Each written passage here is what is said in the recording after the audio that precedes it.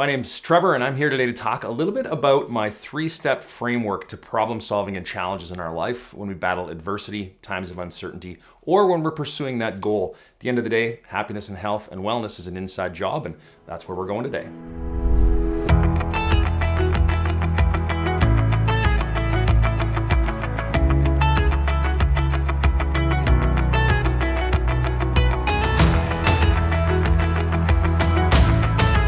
My whole life, I've navigated mental wellness challenges, whether it's through my depression and anxiety or whether through chronic pain. And so many times in my life, I found myself knocked off balance and from things going on around me, circumstantial situations that can really sort of, unsettle us, whether it's, the COVID pandemic, whether it's a loss of jobs or employment, whether it's a career change, whether it's a family situation change, relationship status, all these things knock us off balance. And anytime I've found myself knocked off balance, it's always been important for me to reground myself. And that's where this comes in today, is I want to talk a little bit about how to reframe and refocus yourself so you can re-engage in life when you're not feeling 100%. Life's messy sometimes, and we do get knocked off. And that's the key today, is I want to talk about how to reground yourself and create perspective.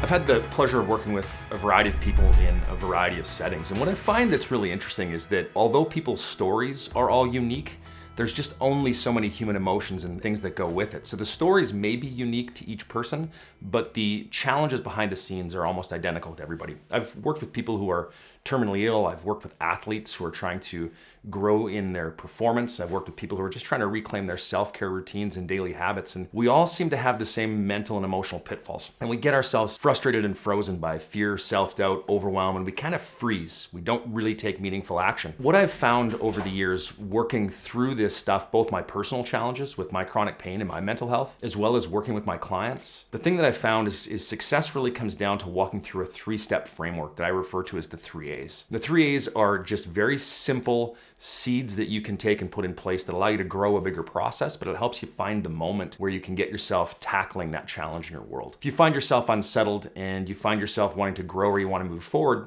really walk through the 3 A's. And the 3 A's are simple. It's acknowledge, accept, and act. And really acknowledge, accept, and act is the 3 phases we move through. The first thing that people have to do is they have to be willing to acknowledge the challenge at hand, acknowledge the reality of the situation in their world. Once they acknowledge it, the key is then to move to acceptance, because acceptance is that tipping point where we go from focusing on the problem to being able to concentrate on that solution. And that's the big tipping point, is finding that moment of acceptance. Once we find that acceptance, we can go into action. And if people really put great effort and energy into digging deep and finding that acknowledgement and that acceptance, the action actually becomes pretty simple. What I find is that most people are challenged because the first thing they do is they immediately go into action. They fail to acknowledge and they fail to accept and they just go into action. What happens? 2 to 3 weeks after going, they lose steam. They run out of gas. And then they're starting that whole process over. If you've been there and you've stopped and started and stopped and started and tried to really grow your life or find your happiness, health, and wellness, then you're gonna like the 3 A's. And we're gonna walk through them in a little bit more detail today. But the 3 A's, acknowledge, accept, and act. If you can identify those 3 core phases,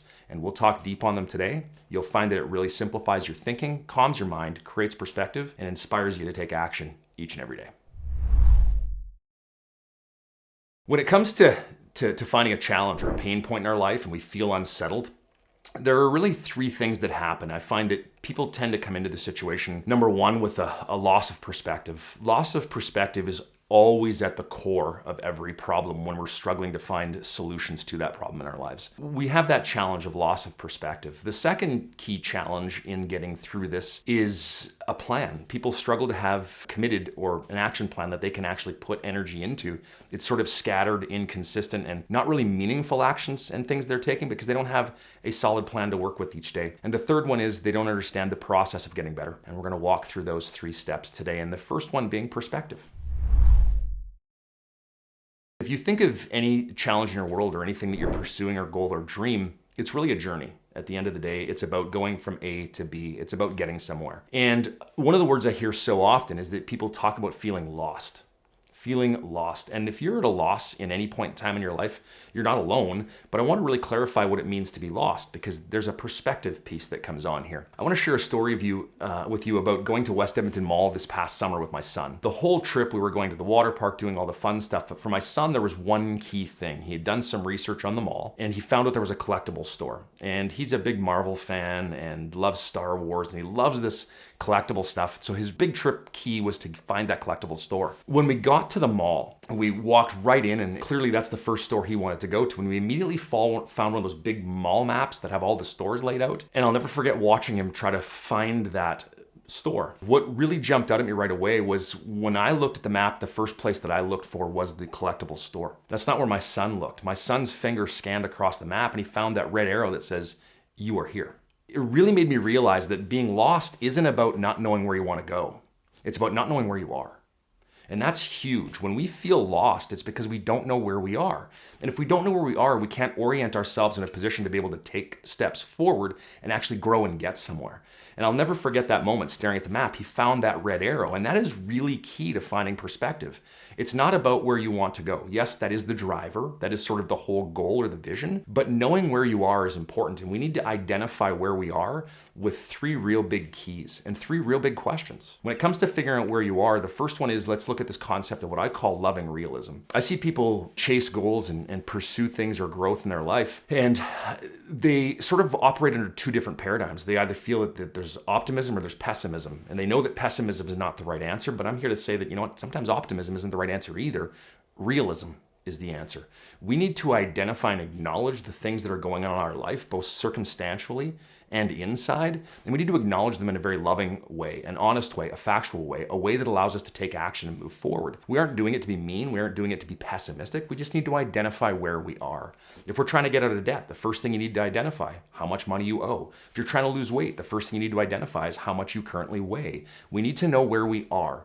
And take the framework of being optimistic or pessimistic out of play. Really think long and hard about realistic. Understand that we do need to identify those simple pieces in our world. So really looking at where we are and really getting into asking those questions about what my world looks like today, and really identify or inventory the moment you're in, because this is your starting point. If you can identify where you are, you can start chasing things in the right direction. I'm a huge believer that success for some people can really hinge on a very simple idea, and that is sometimes people spend too much time trying to do things right, that they fail to make sure they're doing the right things. And if you don't have a good orientation of where you are, you might be doing things right, but it might not be the right things to do. I had an athlete a number of years ago who was struggling to win foot races to the puck. The simple scenario was to get faster, doing dryland training, working with a power skating instructor, doing all of these things to try to get to the puck and win races to the puck a little more, and still was not winning the races. When we boiled it down, it was not because of lack of leg strength or lack of skating technique. At the end of the day, it was here. There was a bit of a hesitation. His mind didn't get to the puck as fast as the other players. He hesitated. He thought about it too much. He was fearful of failure, all those keys. So for him, identifying where he was super important, and we need to identify that this was a part of the equation. As soon as we got working on the right thing, which was calming his mind, settling himself, and allowing that instinct to take over, he started winning races to the puck. So it's so important that we identify where we are so we can reorient and we can move forward. So take some time to identify in your world, circumstantial on the outside and inside, what's going on, where are you, and where do you sit right now, and that'll help orient you stepping yourself forward. When it comes to putting a game plan out and wanting to go from A to B and knowing where we're going, one of the things that's going to stop us is us. At the end of the day, so many systems are in play and so many things are there, and we have the strategies we need, but we tend to get in our own way. People often tell me that they're struggling to motivate their students or motivating their players or motivating their children. What if we flip the paradigm a little bit? What if we took it from the perspective that, when we are born, we're born motivated. Every person I work with was motivated at some point in time. We learn to stand, we learn to walk, we learn to talk, we learn to eat, we learn to do all of these things without a cheering section. We just do it. We're motivated. We are born to be on our stomachs and we roll to our back. That's what babies do. So we're born motivated. The question is not how do we motivate people? It's a bigger and more important question to ask, what is unmotivating these people? What is stopping them from taking the action that they need to take? They know what they need to do. Why aren't they doing it? And I call it the unmotivating factor, really unpacking the fear, the self-doubt, the overwhelm, and getting into our mindset a little bit as to what is holding us back. And identifying that is a big piece. I call it the it factor. I'm a big believer that we can cure it, we can manage it, we can control it, all of those things. The real hard work is in determining what it is. Once we identify what it is, it's so much easier to move forward in our lives. So really understanding what's holding us back, dig deep in that scenario. If you can find out what's holding you back and really tackle the right stuff, you will find that you will make so much more progress in the long run. So really get into digging into what it is. What's holding you back? What's your unmotivating factor? Once we find perspective, and once we've developed this healthy perspective for ourselves, understanding where we sit and where we are in our life, and we know what it is we're tackling, it's important that we really look at why we want to do this. This is the energy, this is the attitude, the positivity that's going to go into the action that you're going to take. I mean, so often when we make changes and we see progress and then that progress comes to a screeching halt, it's because we've lost sight of our why. We've forgotten why this matters to us. And when it comes to understanding why, it's a pretty broad question. I know a lot of people struggle with the vagueness of, well, what's your why? I want to put a little perspective into helping you understand that. You simply ask yourself two questions. And if your goal is to get from A to B in 90 days. Whether that's losing weight, getting happier and healthier, whether it's investments, it doesn't matter what it is in our lives. If we want to go from A to B, we really have to ask ourselves two questions. In 90 days, answer this question. If I do the things that I know I need to, and I do them well, how does my life look and feel? Second question is, in 90 days, if I don't do the things I know I need to do today and I don't take the action I need to, how does my day look and feel? And the gap between those two answers is ultimately your why. That's your motivating factor. That is something you want to really get into writing down. Write it down as a note to yourself. Put it in a journal. Remind yourself why this matters. I mean, if we want to be happier and healthier, it's not just about happiness and health. It's because I want to be, more engaged with my children. I want to be a more active member of the community. I want to be a more energetic entrepreneur. Whatever our why is, the real reasons that we're doing these things. It isn't about the weight number on the scale. It isn't about all of these other little sort of inconsequential metrics. Those are important, but at the end of the day, why? Why are you doing it? What do you want to get out of this? What does the transformation in your life look like if you take these steps and if you don't take these steps? And really drill home to yourself the importance of why you're doing it and go deep. It isn't just about the simple things that we all see. It's not the surface stuff. It's the bigger things. It's the relationships, the quality of our life, the energy we have, the ability to be inspired each day, and the ability to have a positive attitude, take positive action, and show positive energy in everything we do. So really dig in and experience the why. Figure out why it's going to change your life and how your life is going to be different in every way, shape, and form if you make that transformation. Once we get into finding that perspective and we really sort of accept that to be the reality in our world, we then start to build out the second phase, which is the planning phase. And we need to build out a process that we're going to use to move forward. It's sort of the how, if you will. And I want to share with you a story from one of my favorite golf coaches. When I was a kid, I read all of his books, and this gentleman's name was Harvey Penick. And Harvey Penick was a legendary golf instructor in his day. And he worked with tons of touring professionals and had just really a broad knowledge of athletic development. He wasn't just a swing coach, he was a mindset coach that worked in the whole capacity with his clients. He was way ahead of his game. When he was working through mindset stuff, that wasn't even a consideration for most people back in the 60s. Harvey Penick has a quote, and I want to share some perspective on the quote for a minute and bring it into your world because it really resonates with me, both with myself as somebody who I would consider to be a bit of an overthinker, maybe a perfectionist or a procrastinator at times, especially when things get challenging in my world. And I want to give you an analogy. If you are not feeling well, and you have symptoms A, B, and C, and you book an appointment with your doctor. And you go to your doctor and he looks at the symptoms, runs a few tests, asks a few questions, and he gives you a diagnosis, which if we look back on the perspective piece is you're here. He gives you a look at where you are. And then he sends you out of the office with this prescription. And the doctor will say something like, here's 30 pills, prescription, take one a day for 30 days. And when all the pills are done, the condition you're struggling with will be gone, right? We've all been there. We've needed antibiotics or various different medications, but we understand the concept of getting a prescription, right? And when the prescription's done, we're good. We all understand it, but let's look at what really just transpired. The doctor gave you a prescription and said, take these. When they're done, everything in your world is back to normal. At any point in time, would it have ever made any sense in our brains to think, well, when he said they're all done, why take one a day for 30 days? Why not just take all 30 in day one? Would that make any sense at all? It wouldn't. We would all instinctively know that that's not the answer. Patience is going to be an important part of this process. We need to take it in doses. We need to really break it down and take that medication in small incremental pieces, because not only is the medication important, the dosing is important, right? So when Harvey Penick has a student that's really overwhelmed or really struggling to simplify their thinking, or when I myself am in one of those moments, I really remind myself that it's important to take a pill, don't take the whole bottle. We often see people really overprescribe for themselves. They jump in with plans and they're gonna go to the gym 6 days a week. They're gonna walk every morning. They're gonna do yoga 3 days a week. They're gonna start eating organically. They're gonna meditate, and they build this huge process. They're essentially sitting there taking the whole bottle thinking that it's gonna make things better. It isn't. Dosing matters. So when it comes to putting a plan in place, we really want to walk through 3 key areas of that plan. We really want to break it down into digestible pieces. As the old saying goes, how do you eat an elephant? One bite at a time. And that's the key to putting a plan in place. If you want a sustainable plan, it's got to be simple and straightforward steps. And this is where we get into 3 keys that I want to look at in terms of putting your plan in place. When it comes to taking a pill, not taking the whole bottle, and we've put this plan in place, I like to think of 3 different pieces of this plan. And I'm going to backpedal for just a moment because I talked about the 3 A's, the acknowledge, the accept, and the act. I had a friend one time tell me it's more like 3.5 A's because I had multiple opportunities for the 3rd A. So when it comes to putting a plan in place, I want you to think of not just action or steps that we can take action on. I want you to think of 3 keys: adjustments, actions, and the biggest one of them all, asks. And we're going to talk about those 3 keys as we look at putting our plan in place today.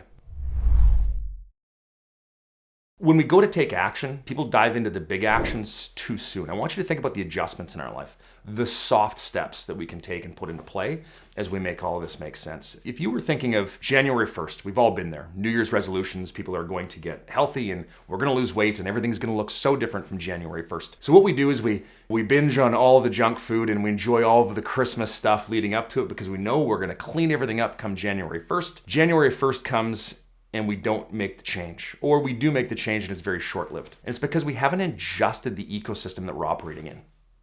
If I am going to make better food choices, I need to adjust what's in my pantry. I need to adjust what's in my fridge. I need to put the right stuff in play that's going to give me the best opportunity to succeed at eating healthy. If I want to go to the fridge and eat healthy, but there's nothing healthy in the fridge, there is 0 chance I'm going to make a good choice. And we often forget to set up the environment, the ecosystem that we want to put in place to surround ourselves for success. When it comes to putting the ecosystem in place, think about it like a flower. I mean, we've got to give it good soil. We've got to give it nutrients. We've got to get it planted and get it some sunshine and fresh air. The biggest key being we've got to make sure that it's in the sun, because if I give it the right soil and give it the right nutrients and do everything I need to water that flower, but it's on the shady side of the house and doesn't get any sun, it's still not going to grow. We need to adjust the ecosystem that it's going to operate in so that it has the best chance of success. And we need to do that for ourselves as well. I want to share an interesting story about adjustments and how they can have a huge impact, because adjustments really give us a chance to sort of reclaim our decisions. I had a client who was working through 2 simple keys that they wanted to really take control of. Number 1, wanted to drink more water. Number 2, wanted to spend less time on their phone, and very much specifically on social media. She put in a brilliant strategy. Very simple, but she adjusted her environment for her workday, and it really took care of a lot of things. It takes the big energy out of having to get better, and it just allows us to operate our day. And what she did was simple. She took her cell phone and put it face down at her desk, and she used it as a coaster for her water bottle. Because now every time she had an impulsive reaction to reach and grab for her phone, she had to do what? Go through her water bottle. First thing she did was take a sip of water because it was brought to her attention. She just adjusted her environment to give herself a chance.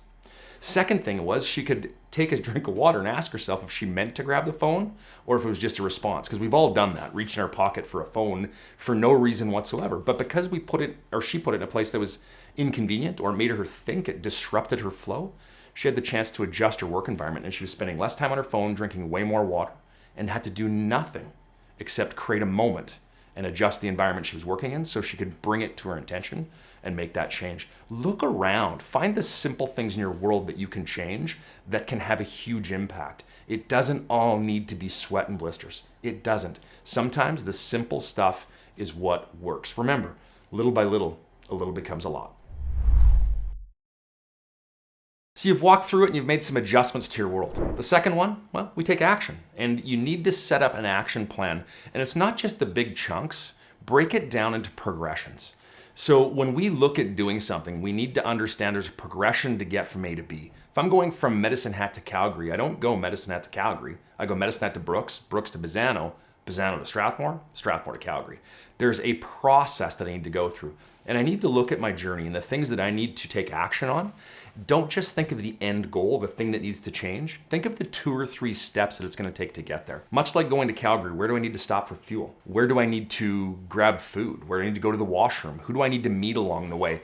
All of these things matter. So when you build out those action plans, don't just give yourself one big chunk. It's not that simple. It's a little bit more about breaking it down into simple, manageable steps so that you can see daily progress as you step forward. That's a big key. If you don't see that daily progress, you start to lose energy. So it's really important that you feel like you're winning each and every day, and you're making progress all the time, so that you can go to bed each night knowing that you've done something today that you'll thank yourself for tomorrow. And that is the big piece. Remember this, it's never too late to start your day over. If you make small steps, you can always achieve something, even 10 minutes before bedtime. But do something for yourself that you'll thank yourself for tomorrow. Once you've adjusted, once you've taken some action, the third one is the big key. We need to ask. We need to be willing to ask others for their information, for help on finding the perspective. Ask people who have been there. Ask professionals in your world. Bring counselors in, bring therapists in, reach out to helplines, join groups, support groups, find friends, find family. But you don't need to do this alone. I think the biggest thing that we do is we tend to take this on ourselves. I know that when I'm overwhelmed, it's because I'm holding on to too much stuff. We have to let go of some stuff. We have to be willing to ask for help. Asking for help does 2 things. Number 1, it helps us think a little bit. As we explain it to someone else, asking for help, it gives us a chance to walk through our thinking. But number 2, you're gonna find that you're not alone. I assure you that pretty much every problem you're dealing with and everything you're going through is a solved problem. Someone else has been there. Someone else has done it.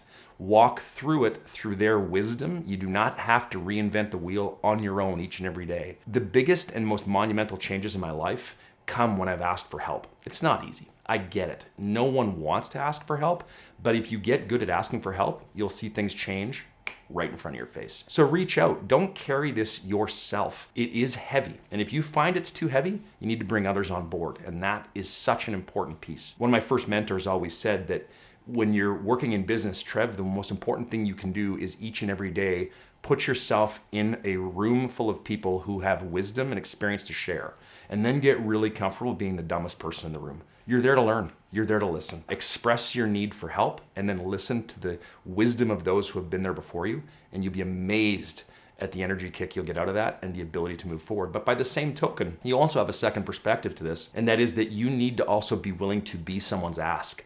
There is power in being there for others. There's power in being service to others. Being able to share your experience and your story will not only inspire them and help them find their motivation, but it'll help you understand the confidence that you have and the ability to do what you've done and the things that you've walked through, because you've gone through these challenges. Remember, at the end of the day, your mess is your message. Own the things in your world that aren't perfect. They're fine. We all have them. But if you look at those things as less about imperfection and more about people can really be inspired by how you've managed that adversity, you'll be really comfortable sharing that adversity. But be willing to ask, and then be willing to be someone that can be asked. But that's the 3 A's. Adjust your environment and ecosystem, take small actions in a progression, and number 3, ask.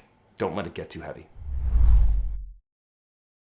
So you've found perspective, you've laid out this plan for yourself, and now it's all about the process, moving forward and taking steps. This is where the lion's share of the actual work or the action comes into this, because up until this point in time, we've been acknowledging and accepting the things that need to be done and how we're gonna do them. Now we're gonna actually put it in play.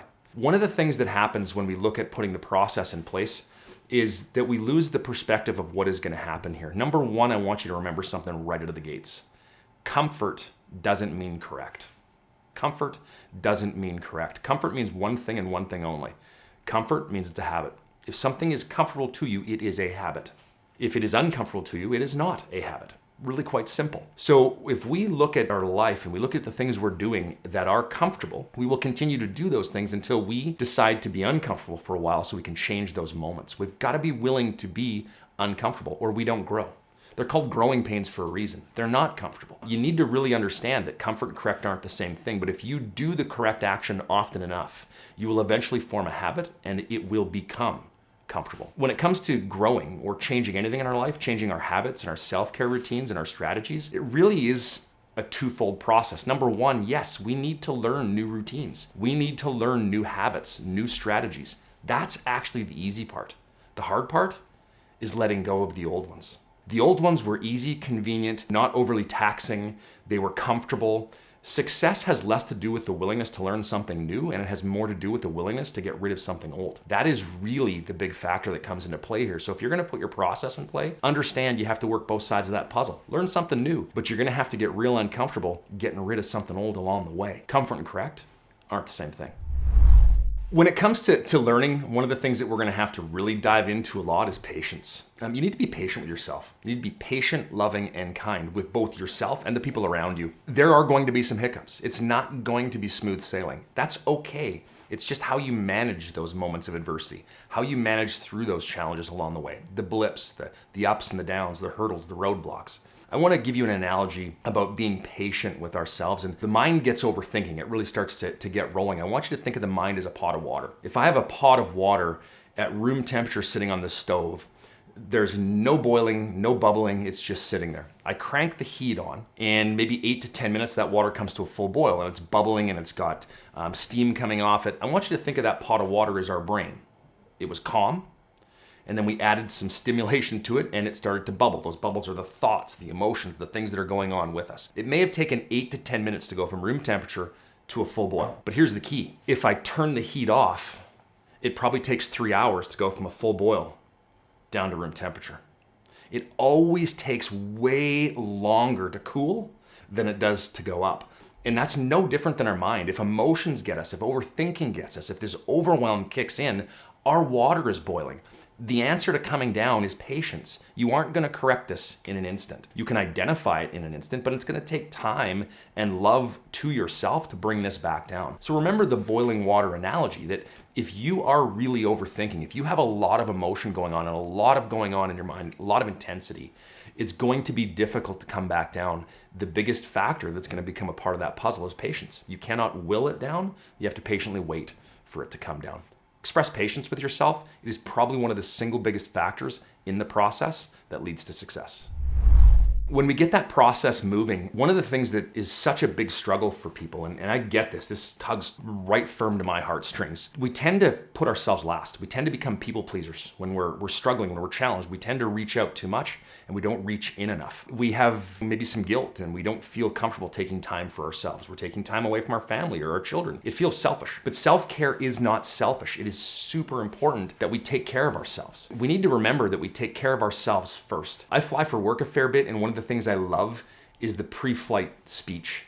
And they talk about, in the event of cabin depressurization, a mask will fall from the roof. Put that mask on and tighten the straps. And then they give you the second statement. And it says, if you're traveling with young children or people of need, always remember to secure your oxygen mask first.